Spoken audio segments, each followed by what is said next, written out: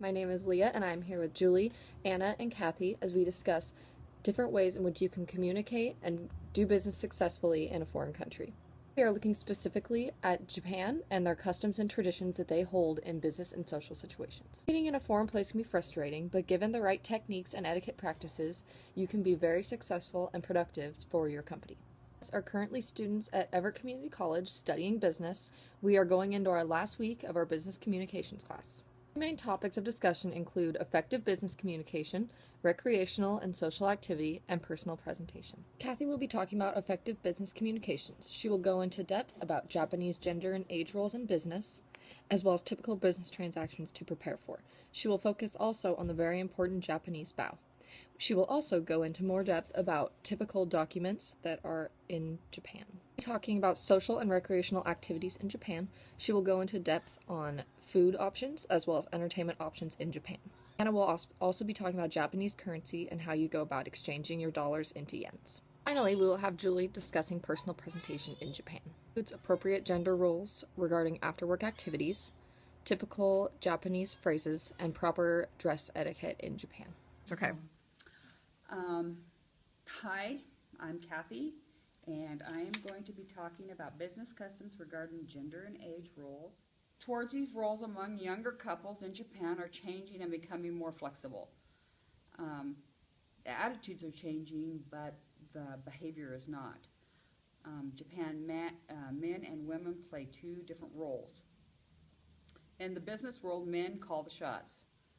Japanese society generally adapts a chauvinistic attitude towards women who regard their career more important than family.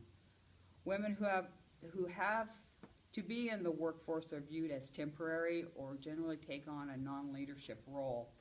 This makes their career advancement for women considerably difficult. Recession is forcing many women out of the home and into the workplace. So much like the Western view towards women's change, Japanese are beginning to take a positive steps towards increasing gender equality.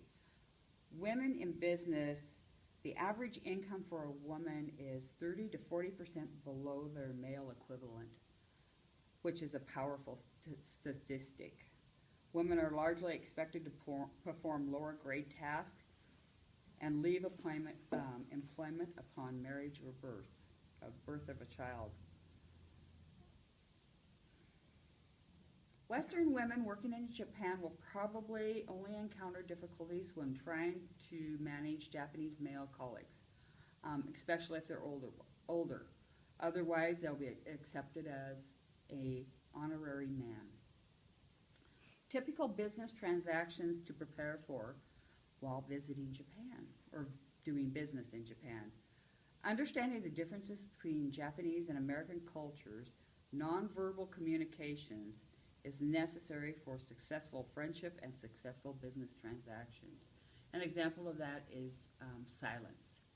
Silence is very important and it means a lot. Japan's indirectness reaches as far as nonverbal communication. Unlike us, we speak our minds and get to the point. The Japanese find it rude to interrupt in the middle of conversations, which we do, but they find it extensively rude. Their silence is viewed as a time frame where people can think about what has been communicated and understand the concept behind the idea or comment that was just stated. Though Westerners may feel uncomfortable sitting through this and being quiet, you need to let them think. They're just trying to get things straightened out and understanding what they have just heard or said, or what somebody has just said. Only one of many ways to show respect and humble yourself in front of another person. Depending on who you are bowing to, you can bow more deeply or bow longer or even perhaps not bow at all. There are four different types of bows that are important. There's a 5-degree bow, which is for your friends, close friends, and acquaintances and stuff. Then you have your greeting bow, which is ishishka, and that's a 15-degree bow. This bow is for greeting mostly people you have already known or your equals, but that aren't real close friends. And the last two bows that I'm going to talk about are really for business and really important, respectful things. And the next bow is a respect bow, which is Karika. This is for people that you don't know, or like if you start into a business meeting and a people that are above your social scale. And then you have your highest respect bow, and this bow is a 45-degree bow, so you're bending over, quite over a lot. And this bow is for when you've screwed up, and when you've messed up in a business meeting, you have been rude, you have interrupted somebody, or you're using direct eye contact. This bow is, this bow shows the most respect or regret that you could possibly have. Okay, and I'll be talking about the, what was it? The business documents and formats for letters and memos. And the most popular is the letter format. So make sure that you have your header information with the company name and your name alongside of it. And when you begin the letter, use the Dear Sir. And the body of the letter, make sure that you have, you make a comment about the health or the family of the person that you're talking to, because that shows respect and interest. And in the closing, make sure that you use the word sincerely. And that is proper business etiquette for the Japanese. My name is Anna, and I'm going to talk about business communication in Japan. However, some Japanese might greet you with a handshake. Never pat a Japanese on the back or shoulder. If you are greeted with a bow, return with a bow as low as the one you receive. In introductions, use the person's last name plus the word san, which means Mr. or Miss. The Japanese prefer to use last names. Personal space is valued because the Japanese live in such a densely populated area. They value their personal space. Okay. Understand that the Japanese prefer to use the word no. If you ask a question, they may say no, but if you ask a question, they might say yes, but clearly mean no.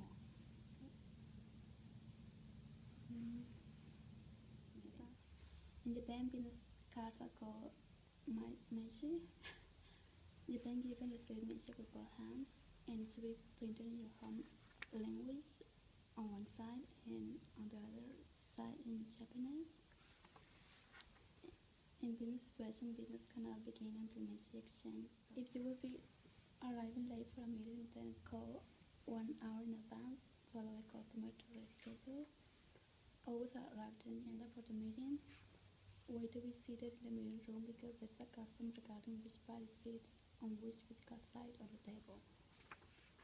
Now I'm going to talk about money.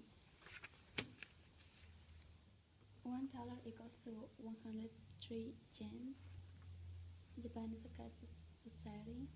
It's country in the world, so it's okay to carry large amounts of cash with you all times. There is no need to buy Japanese yen in your country before your trip, as you must pay a higher commission of 3%. There are 3 ways to obtain yen in Japan for 1% cost. The first way is to exchange travel checks at a foreign exchange counterbank. The second way to obtain yen for 1% fee is via post office, ATM, or using a Visa Delta Zeros card. The third way is to find a Jusco store.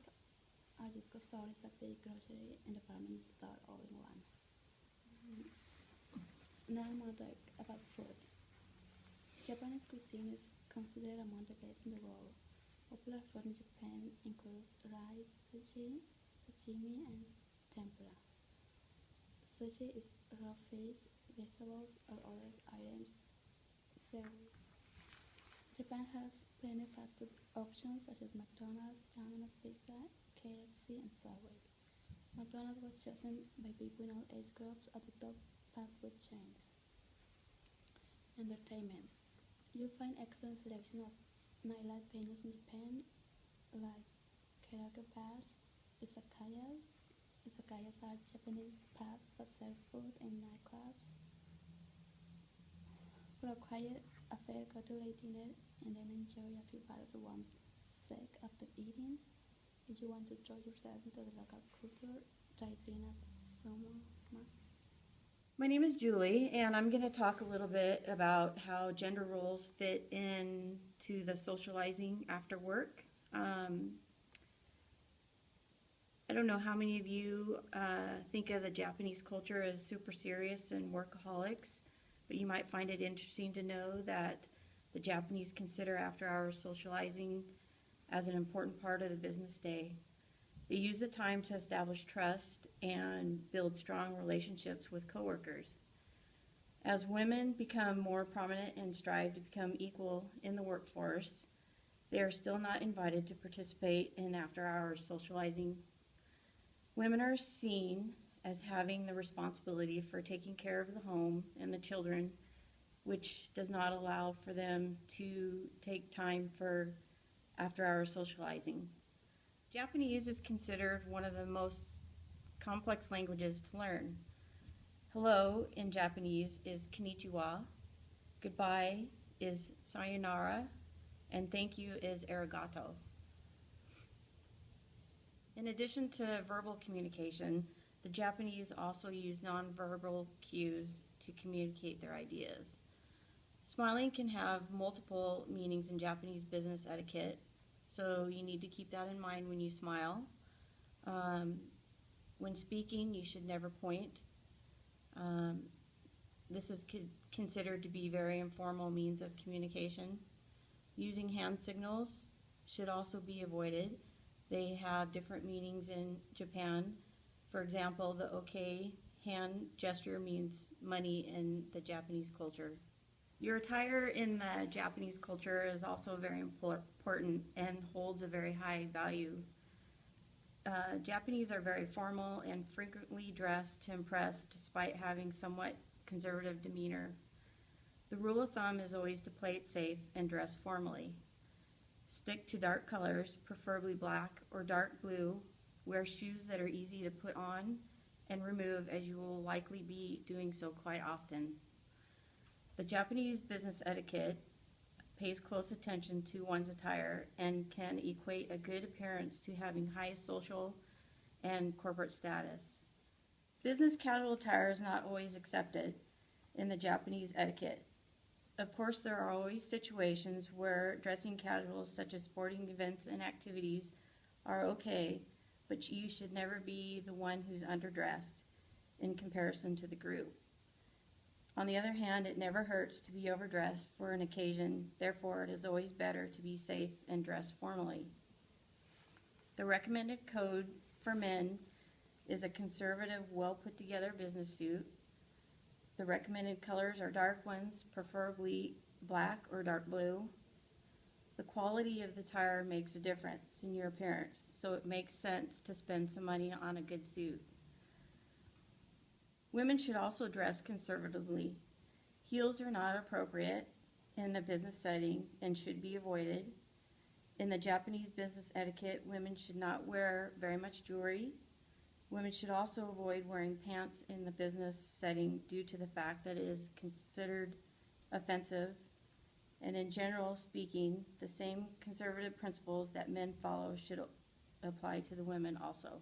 Having the opportunity to conduct business as well as experience the social aspects of the Japanese culture can be very enjoyable and profitable as long as the traveler respects and understands the business cultures and customs of Japanese. In order to have a successful business and personal experience while visiting Japan, we have selected the topics that we found to be most important and helpful. In closing, I am going to restate the main points of each aspect previously mentioned. First, it is important to understand the difference in Japanese business customs with regard to age and gender roles. While gender roles in business are beginning to evolve, it has been primarily the man's responsibility to provide the income for his family. Most women seen working are single without children and hold non-leadership roles. although this trend is slowly changing as women are choosing a career over a family. Japanese men are socially ranked by the company they work for and the position held within that company. For this reason, business cards are very important to them. These cards are passed at business meetings and social gatherings due to the pride the man has in his company. Pride in a Japanese man's company is fueled not only by societal ranking that it determines, but also the job security it grants. It is very common for a young man coming out of college to find employment with an established company and stay there until the age of retirement at 65. Bowing in the Japanese culture is a sign of respect and humility. The type of bow depends on the situation, the depth of the bow, and the length of time that the bow is held. The depth of the bow and time it is held signifies the amount of respect being rendered. It is recommended while conducting business that to match at least the other person's bow. There are multiple types of bows, each suited for various occasions. Timeliness is very important to the Japanese business culture. Always arrive early to all scheduled meetings and conclude all meetings at the scheduled time. When introducing another Japanese person, always use the person's last name followed by san, meaning Mr. or Mrs. Never pass a Japanese card with the Japanese side language down. Never pat a Japanese man on his shoulder or back. When receiving a business card, receive it with two hands to show greater respect. Do not bend the card, write on it, or stuff it in your pocket. Make sure to have 40 to 50 business cards at all meetings. It is frowned upon to run out of them. Japanese people dislike the word no. Rather than say no, they may respond with yes, but clearly mean no. Be aware of this so you do not mistake the message. Once at a meeting, wait to be seated as there is a special seating arrangement. Japan is primarily a cash society. While dining in Japan, there are many familiar restaurants such as McDonald's, KFC, and Subway, but their main foods are rice, sushi, sushimi, and tempura. Entertainment options in Japan are much like the ones favored here in the US. The most popular options are karaoke bars and izakawas, which are pubs with good nightlife. Most salarymen work much longer hours than the typical Americans. Following work, expect to gather with male coworkers for drinks and bonding at a bar or restaurant. Bonding is very important in Japanese culture. Equally important is consuming alcohol. Try to avoid refusing drinks, as it will most likely cause problems. It would be very wise to learn some basic Japanese vocabulary and meanings prior to visiting. There are many free websites that can help you learn basic Japanese words. Some of these websites even have audio to hear the proper pronunciation of these words. Japanese place a high value on appearance. Dressing right for the occasion can pay large dividends. For this reason, if unsure what to wear, it is better to overdress than underdress. The recommended dress code for men is dark-colored suits, preferably black or dark blue. Shoes should be conservative, comfortable, and easy to remove. When entering a person's home, always remove your shoes. Women usually wear dark colors like men. The biggest difference is they are not to wear pants for work, as it is offensive. High heels should be avoided and substituted with a comfortable pair of flats. Avoid wearing accessories or keep them to a minimum. In closing, conducting a business in Japan can be very prosperous and fun at the same time, as long as the cultural rules are followed. If unsure about any aspect of visiting Japan, the internet has abundant resources available for help. Above all things, be sure to be respectful to them as well as their culture at all times. At this time, I will entertain any questions that you may have about conducting business in Japan.